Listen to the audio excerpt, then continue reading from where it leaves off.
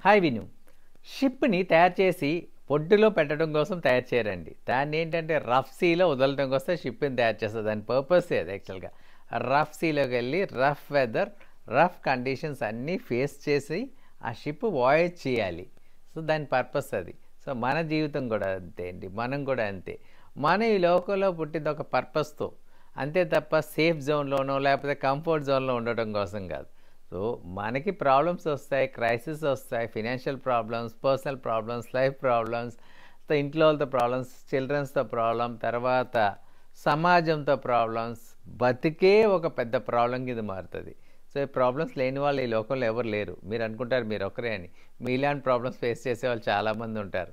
So, ఏంటంటే అందరికీ problems ఉంటాయి. కానీ దాన్ని మనం ఎలా సాల్వ్ చేసుకుంటాం అనేది ఇంపార్టెంట్. మనం ప్రాబ్లం అనకూడదండి. ఎందుకంటే ఈ షిప్ ఎప్పుడైతే రఫ్ సీలోకి వెళ్ళిందో ఆ రఫ్ సీలో ఆ వాయేజ్ చేసి మళ్ళా షోర్కి వచ్చేటప్పుడు ప్రాఫిట్స్ తీసుకొచ్చింది కదండి. సో, అప్పుడు ఒక ఆనందం ఉంది. అలాగే మన జీవితంలో కూడా మనం అనేక డిఫికల్టీస్ని ఫేస్ చేసుకొచ్చి మనం లైఫ్లో ఒక చోట సెటిల్ అవ్వడం మనకు హ్యాపీనెస్ వస్తుంది. ఛాలెంజింగ్ ఎప్పుడైతే తీసుకుంటామో దానికి సొల్యూషన్ తప్పకుండా మనం ఫైండ్ అవుట్ చేస్తాం. సో, ఏంటంటే సక్సెస్ అనేది మీతోనే